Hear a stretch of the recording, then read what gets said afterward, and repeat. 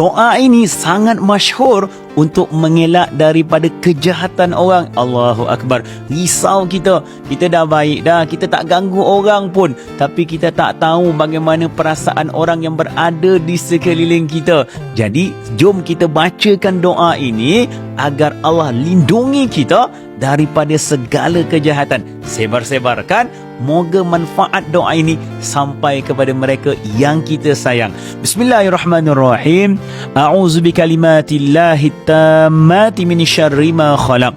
Aku berlindung ya Allah dengan kalimat-kalimat Allah yang sempurna dari segala kejahatan yang dicipta olehnya. Baca doa ini sebanyak 3 kali sebelum kita keluar daripada rumah, sebelum kita memulakan sesuatu pekerjaan. Moga Allah mendatangkan perlindungan. Kalau perlindungan itu datang daripada Allah, tiada makhluk yang mampu menembusinya. Moga Allah mudahkan segala urusan. Alhamdulillah. Jom berterima kasih dengan Allah.